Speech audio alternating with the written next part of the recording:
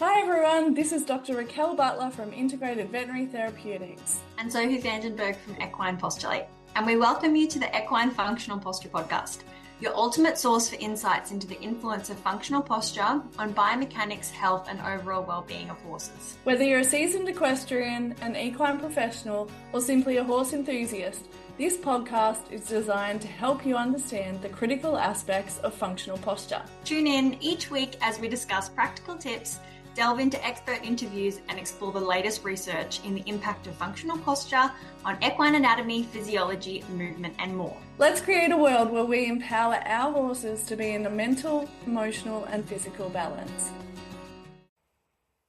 Welcome everyone to the Equine Functional Posture podcast. The Equine Functional Posture course enrolment is open at the moment. The course walks you through postural assessment, exploring your palpation skills for common areas of dysfunction, and then gaining valuable tools to implement with your horse to create changes and lifetime value that you can take to any horse that you work with. The biggest bonus for this course is the individual coaching that you get from me in the Q&A sessions, myself and Sophie. And we provide you with one-on-one feedback for your horse with implementing the principles and exercises, and it's just so valuable what you also gain from other people within the course. We develop such a fabulous community, and that's a really valuable part of joining this Equine Functional Posture course. So get on now and enroll. We'd love to see you there. So it's great to see you, Soph. I'm excited about our chat today, as always. Rehab is an area that can be a challenge to navigate, and often you're given a very basic plan and sent away to implement it and kind of left to your own devices, or sometimes you're not given a plan at all. So today we're chatting about tendon rehabilitation. So I'm going great, and I'm excited for this chat too. This is definitely a common injury.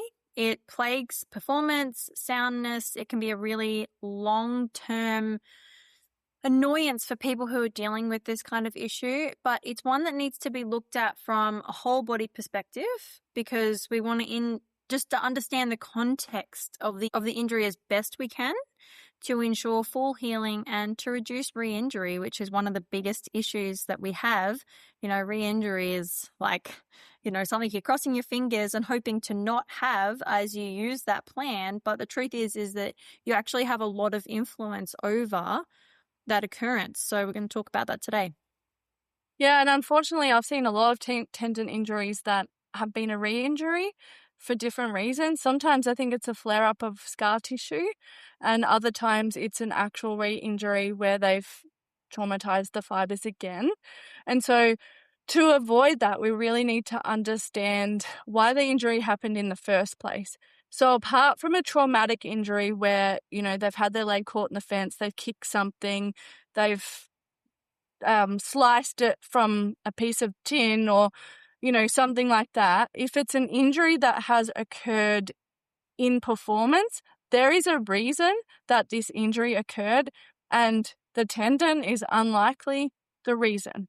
There's a reason that this tendon has been being overloaded or inappropriately loaded, or it's fatigued, from the type of work that the horse has been doing, or perhaps a hoof balance is the problem. So the number one thing is to recognize which tendon has been affected. So it is always, when I've got a lameness and swelling in the areas of the tendon, it is something I'm always like, go to your vet, get an ultrasound.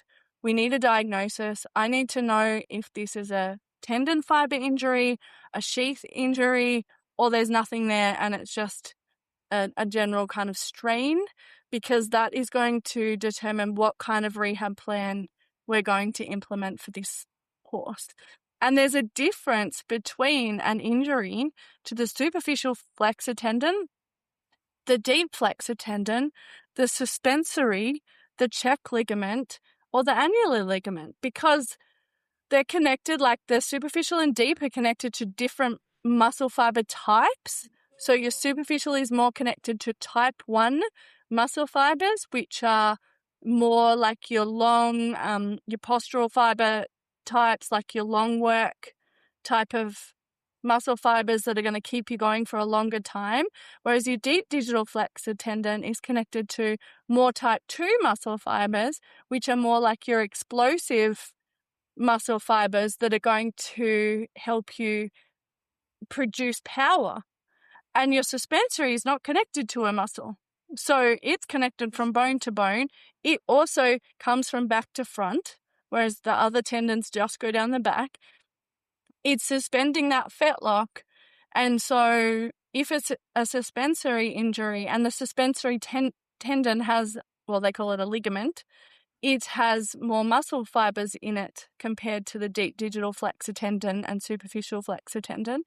And usually when there's a suspensory issue, there's a whole body functional problem. You know, there's the thoracic sling is not supporting the forelimbs well enough, or there's a stay apparatus issue in the forelimbs. In the hind limbs, it's often there's pelvic ligament problems or pelvic alignment issues that are overloading the suspensory. So we really need to look at, like when we're addressing the tendon, we get caught up in rehabbing the tendon and we forget that we need to rehab the entire body with that. And just before we move on, I was called to a repeated injury of the suspensory in the forelimb. So I looked at it, I'm like, yep, there's hoof balance issues, there's other issues. And then I looked at the whole horse and I looked at the pelvis and I said, what is wrong with the horse's pelvis? I said, oh, yeah, he had a fractured pelvis. Okay, well, actually, yeah, the suspensory is not our primary problem here. Like, you can heal that all you like. You can do everything to focus on that suspensory, but until you address this horse's whole body postural issue, which has probably begun from a fractured pelvis, which the fractured pelvis happened in a work session, which means that there was actually a whole other postural thing going on there. And so, you know, we had to correct his entire posture to heal that suspensory, as well as his hoof balance. And so, please, if your horse has a tendon injury, do not just look at the tendon. That's probably if you take away one thing from today's podcast, take away that. Yeah. Look at it as a whole body problem, not just a tendon injury. So what's the important thing that people need to do if they've got a tendon injury? Once you figured out that you have a diagnosis, then No, you're going to... that's it. Get a diagnosis. Get your diagnosis, figure out where your injury is actually occurring, like you were saying, sheath, strain, disruption of the actual fibers in the ligament or the tendon. So understand what your actual issue is, because it's once you've connected with your rehab professional, that's going to direct your plan forward and what you're going to do for your horse. And just recognize that unfortunately your vet is often not the rehab professional. And so they'll give you standard advice like lock your horse up for a period of time, then let them out to a bigger yard and then a bigger yard and then just let them out in the paddock. Please don't do that. That is not rehab.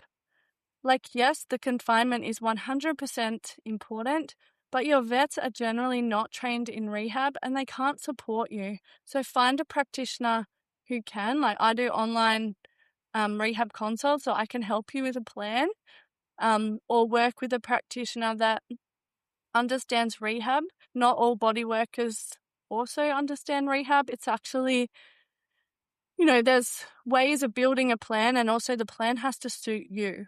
Like, I can give you a model plan, but if it doesn't work for you, then you're not going to implement it. So what's the next important thing? So the other thing is you'll probably get some information about grade of injury when you get your diagnosis, and that is also going to be another important part of understanding what your timeline is going to look like. And like you said, all things are going to heal differently. You're dealing with the individual horse that you have in front of you. You also want to understand your baseline so that you can monitor progress as you're traveling through. So you want to be taking records. That includes videos, making sure that you have a record of whatever assessment your practitioner or the person helping you is doing, so that you know if you're getting improvement or if you're not getting improvement, in which case you really need to be either coming back to, we need to address the body, or we need to change what we're doing and adjust for the horse in front of us. So understanding where you've started and your baseline, which is also, if you have a horse who doesn't have a tendon injury, don't forget that it's awesome to understand where your horse is now. Another reason to sign up for the equine functional posture course, which is about to start, and, take videos and have an understanding of where your horse is at so that you can see your progress. Yeah, good posture will prevent things like tendon injuries happening in performance, as well as appropriate training. But yeah, one of those key things is looking at, so the horse has got a tendon injury, you want to look at their posture. So are they overloading that leg? Are they always standing in a certain position, so their legs are underneath them, they have a split stance? Yeah, what kind of postural challenges do they have? Because the number one thing is to correct that posture so that you reduce any overload on that tendon. And a key part of that is influencing hoof balance. And one thing that I say differently to a lot of vets is take the shoes off. Unless your horse is obviously footsore, then that's not going to be a good idea. If your horse is able to cope without shoes, I want to take the shoes off. Whereas a lot of vets will want to put wedges on. Why do I not want to put wedges on, and why do I want to take the shoes off? Number one is I want to promote circulation in the leg, and a barefoot hoof is going to promote circulation through the leg much better. We can stimulate the frog more easily. We can, every step that we do is going to improve circulation. So that's going to improve healing. Number two is if you put a wedge on, which I would only do if I had a complete tear of something and I didn't want to put strain on it. But if you put a wedge on, you shorten the tendon. So that's the idea, right? That they're like, oh, well, we want to reduce the tension off the tendon, so we'll put a wedge on. Well, at some point, you want that tendon to get back to optimal function.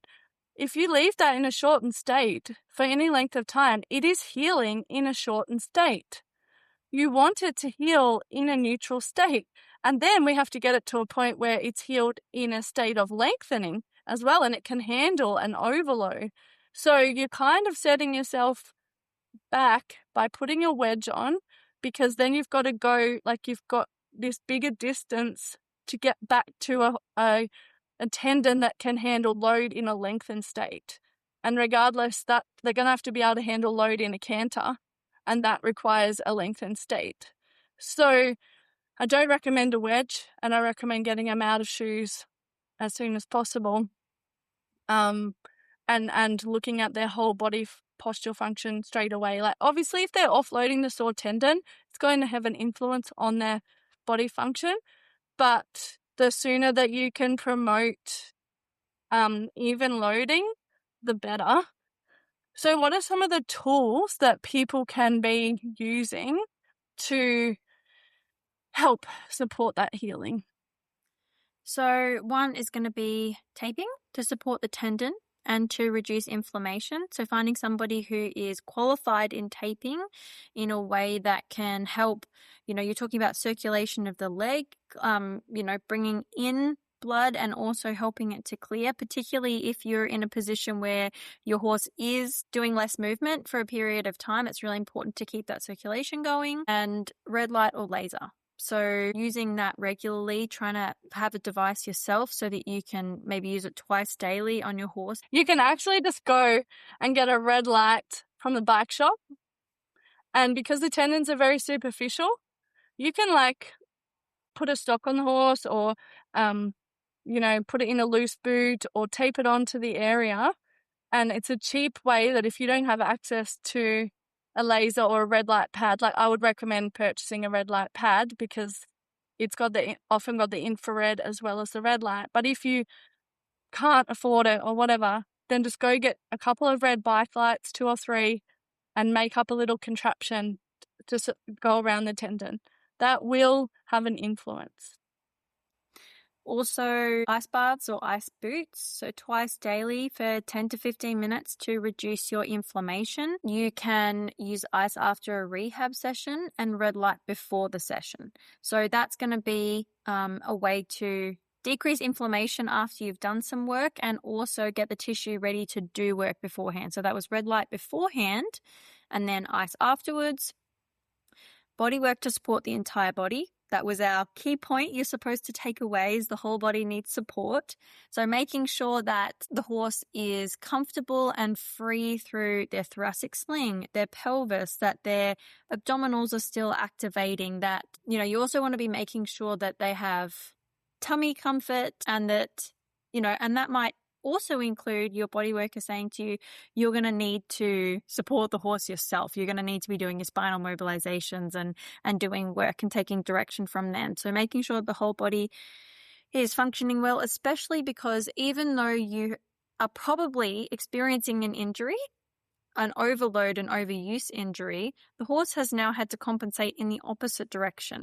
So you're going to have loading somewhere else, especially the other front limb, because most of these injuries happen in the front limb, making sure the other side is supported, that if they're loading into their thoracic sling on the other side, that you're trying to maintain freedom so that you're not getting jammed up at the wither and tightening through the pectorals. And working with a rehab practitioner to support you is probably your most valuable tool, because there's a reason we go to professionals, because they can support us to get the best result. Yeah, it's like if you injured yourself, you're going to go to physio, you're going to get a program, and you're also going to revisit with them to make sure that you're on the right path. And so that's where you also want to have your follow-up ultrasounds, because you want to check at 4 to 6 weeks, am I making good progress? And the interesting thing is, I remember Sharon also saying this, is often the healing is better than expected when we implement an appropriate rehab plan. I dealt with one that had a full thickness tear through the superficial digital flexor so it was half of the flexor tendon had been severed, traumatic incident. The vet said, I'd never seen this before because it was caused by a traumatic incident. She said, I don't know what your chance of recovery are here. Anyway, awesome owner, she's a bodywork practitioner.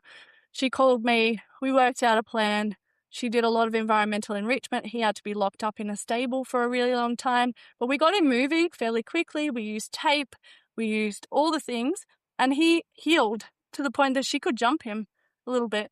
And the vet was amazed at also the time that it took to heal. Was I think I've got an ultrasound from May and then an ultrasound from September, and it was 70% healed in that time. So movement promotes healing. It's actually integral, and often we just confine and do nothing, and we're actually setting up for scar tissue in those situations. So the first thing that you're going to do is lock them up. You're going to give them anti-inflammatories, and you're going to get the inflammation down. That can take 3 to 5 days, generally not more than 5 days at the most. And then you start exercises. So you start things like spinal mobilizations. You start putting the feet in positions that promote, like Sophie said, even weight bearing of the limbs. So you might have your hay in a higher position. You might make sure that they've got a flat, stable surface that they're eating on and not an unstable sawdust surface. You might clear an area so that they've got a well-supported, you might put down a supportive mat. But so that they can get comfortable. They're not having to fight their positions. And you start feeding them in positions that promote the most even weight bearing. The biggest thing we want to get first is weight bearing on that leg. So feeding positions, we do things like with a weight shift. So we're just transferring the load onto that limb briefly. We progress. This is a progression to things like lifting the opposite limb. We progress to being able to mobilize that limb. So we want to get weight-bearing loading, we want to get non-weight-bearing mobility, and then we want to move to length. So we're going to do mobilizations of the limb, and then we're going to, progress to doing a bit of lengthening of the limb, and we're going to progress to movement. horses should start moving by 5 days unless they've got a full thickness tear. And that movement might look like 5 minutes 4 times a day. It is not going out and eating grass for 5 minutes. That's a separate exercise for environmental enrichment. It's going for a walk, preferably a nice controlled walk. If they're going to jump around, it makes it very difficult. But if you're doing it more times a day, they're also less likely to jump around. And also be mindful that sometimes horses are jumping around because they feel unstable. So if they're okay and then they start jumping around, they're tired. And so you need to recognize that as a sign of fatigue, not a sign of a naughty horse.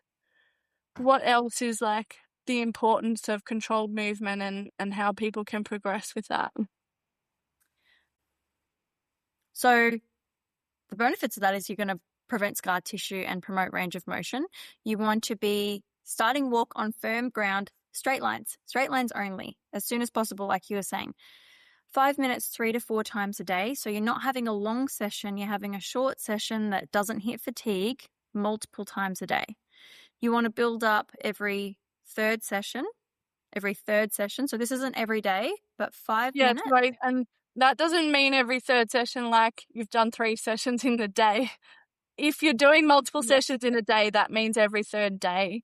But if you were at the point where you were doing it every second day, that would mean every third time of every second day. So just to clarify that. And you want to increase by no more than 5 minutes up until you have, a good 20 to 30 minutes before you add more of a challenge. So that means that it's an increased progressive movement addition so that you aren't straining the tissues, but you are increasing circulation and you're beginning to load them. This is going to do good things for, making sure that they stay connected to their limbs. They're not losing their proprioceptive ability because you haven't done enough and then you're doing too much. So the gradual increase is really important. When you do begin to increase, this can include things like stepping over poles or introducing some variation in the terrain, or maybe you're going to add a little bit of trotting. It's very important, though, that you structure the addition of a challenge so that you're not bringing them all in at once, getting excited like, yeah, we're walking 30 minutes. Tomorrow we're going to trot over some poles on a hill. You just choose one of those variables and add them. And if you're measuring in time, you only want to add 5 minutes of a new exercise at a time. Yeah, so that means like say you've decided to add in 5 minutes of variable terrain. So you're up to your 20 to 30 minutes of walking on a flat, even, comfortable terrain. You want to make sure they're not footsore as well. So make sure they're comfortable in their feet on whatever terrain that is. And then you're going to go, okay, we're adding in 5 minutes of variable terrain now. So that could be that you might be doing 5 minutes in the sand. You might be doing 5 minutes where you're going through the bush a little bit, like you've got some or longer grass or something like that. So you're up to 20 to 30 minutes of walking, you add your 5 minutes of the terrain. You do that for 3 days, or hopefully it's every day that you're working with them. If it happens to be every second day, you do it for 3 times those sessions. And then you build it by 2 to 5 minutes in that third session. Making sure that you monitor them for any swelling, lameness, or postural changes in between. So especially in the next session after you've done an increase. If in your next session after you've done an increase, there is no negative changes, you know that you'll be okay to increase. But if you're noticing a bit of an increase in swelling or a bit of a change in posture or a bit of a change in demeanor, then you want to stick at the same thing for longer or you might go backwards.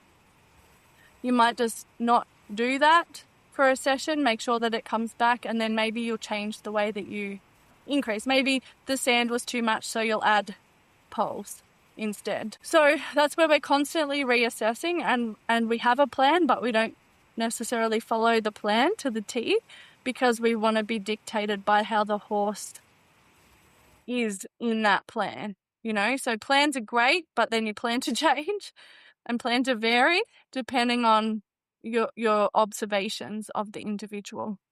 Yeah, and that's another part of having a good rehab practitioner, because they can give you the confidence to say, yes, if you are coming up against a decline in the quality of the area of the injury, or your horse is getting sore, then you can take a step back and spend a little bit more time in the rehab, and also understand, okay, do we need to check in with our other list of variables, like is our hoof balance doing well? Have we made sure that our dental balance is going well? Do we have better function throughout the rest of the body? Is the rest of the horse functioning well? And then come back and reevaluate again. Yeah, and also, I mean, sometimes they do stupid stuff and re-injure themselves. So something might have happened if they're confined in a box or a small yard. And also be mindful about your horse's mental and emotional balance, because if your horse is not used to being stabled or locked up, it can be very stressful for them. And so you want to minimize that stress. It might mean that you make a yard within a paddock of other horses. It might mean that they have a day yard that they can go out into. It might mean that they have a friend who's with them all the time. And some people they've had friends that are sheep or goats, or like, it doesn't have to be a horse, but like, they need a friend and they need environmental enrichment, which might mean things like lickets, or hanging up milk bottles with pieces of carrots in it, or making a feeding string where they're picking off, which will also be good for rehab, like carrots and apples, and or a treat ball that they're rolling around, or a hay ball, or a portergrace that slows down their hay consumption. The emotional and mental component of rehab is just as important as the physical, and I've seen horses just be a bit ruined through confinement. When they've had to be confined for months on end, it can explode them mentally and emotionally. So just be mindful that, yes, we're rehabbing the physical body, but the mental and emotional component of that is vital. And it's also just vital for healing. A happy horse is going to heal better. The other aspect is that you can ride them in this rehab. If they have good saddle fit, good core already, like they've already been in work, obviously I wouldn't think it's worth riding for 5 minutes personally. But and I also like to look at my horse in their rehab, so I like to be able to see everything. But especially once they get up to 20 to 30 minutes of walking, you can go for a ride. And if that means that you can go out, it's easier for you to go out. You can also piggyback them off a bike or a Can-Am. That's fabulous, because then you can easily build up walk and trot without load. Just be mindful that when you do ride, you're adding load to the tendons. So that's an increase in the plan. If you start riding, that's an increase. So just be mindful that you can't necessarily do the same thing ridden as what you were doing unridden, because you've added however much you weigh of load. So in terms of like general kind of takeaways for people, what are some important things that people just need to remember? That increasing the size of the yard is not rehab. It's very important that people recognize that, because it is probably what you're going to get as a plan if you get one from your veterinary professional. All the ones that I've seen is increase size of yard for X amount of weeks and then return to paddock. Maybe, you might get 3 yard sizes, bigger yard, bigger yard, bigger yard, stable yard, paddock. And that is not rehab. Rehab is a structured and supported way of making sure that you don't lose strength and function of an area, or as little as possible while you go through your period of confinement or really reduced movement, coming back all the way to hopefully where you were pre-injury, maybe even better. And so that's a very important point to remember. Before you let your horse out into that paddock where they're going to take off and gallop, like, I guarantee it, I don't think I've ever seen a horse go out to the paddock and not absolutely lose their mind. I saw it not even 2 weeks ago, and a young horse who definitely has not had a structured return to paddock post rattles treatment immediately blew it. I don't know exactly what it was, but I found them lame in the paddock. So it's, something that you need to make sure your horse can walk, trot, and canter without a flare-up. So that means not just seeing them and going, yeah, you look fine, and putting them out, but making sure that what are they going to look like tomorrow, and doing that a few times so they're conditioned to go back out into that space. And that's it, to make sure that you have checked the entire body. Number one. Yeah, definitely. And also consider nutrition. Like, we haven't talked about this, but make sure they have appropriate nutrition, for a horse that's confined. So from, I guess, a calorie perspective, but also enough protein for healing, and that they've got appropriate nutrition for healing, which would be quality protein, no sugars, omega-3s, those sorts of things. I think we talked about that somewhere in an episode about Yeah, I think we also have done an episode on ulcers, and it's important to recognize that a horse with an injury, feeling some pain, a level of stress possibly from confinement, maybe not spending as much time with their friends, and then, maybe being mentally stressed because they're not, going out and having fun and being happy, as well, need that really supportive diet, because you're at risk of ulcers. Yeah, definitely. It can be extremely stressful. So I would say my number one takeaway is think about tendon rehab as a core rehab plan. That you're actually improving your horse's core, because that will improve, the load on those tendons, and also make sure that you've had a clear ultrasound too before you let them out in the paddock, so that you're doing your follow-up ultrasounds, and to also make sure that you don't have scar tissue, because often the ones that I've seen re-flare up, it's the scar tissue that's caused the flare up. And so if we're doing appropriate range of motion and appropriate exercises, we will avoid that from happening, and make sure that you have a structured step up in your plan. Do you have any other takeaways? No. Did you want to remind people that the EFP course is open? Yep, EFP course closes on Sunday the 29th of March. So, yeah, save time and streamline your learning. I have a lot of different perspectives from many years of experience, as well as Sophie does too. It will really change your ability to read your horse's posture. You will learn that there are things that are so relevant to your horse's movement that you've never noticed before. Like, often people's observation skills just change exponentially. You'll improve self-carriage, balance, and spinal alignment of your horse. And, the level 1 foundational course doesn't mean that you're a beginner, even though we have beginners. We also have extremely experienced practitioners come through that, and just, you can never learn enough about assessment and foundational things that are going to set up ongoing functional movement patterns. If you have any questions about whether it's applicable for you and your horse at whatever stage you're at, then please reach out to us. We do have a couple of episodes where we've talked to Arian and Zoe, previous participants of the functional posture course. I recommend you listen to those. But otherwise, give me an email, integratedvettherapeutics at gmail.com, and I'm happy to have a discussion with you, or Sophie will call you and have a discussion with you. So thank you for joining myself, Dr. Raquel Butler, and Sophie Vandenberg in today's podcast. Enjoy your horse time. Please subscribe to the Equine Functional Posture podcast so you don't miss our weekly episodes, and give us a 5-star rating so we can share more valuable insights. Reach out with any listener requests for topics you'd like to hear. And if you're a business that's aligned with our mission, reach out to become a sponsor of an episode.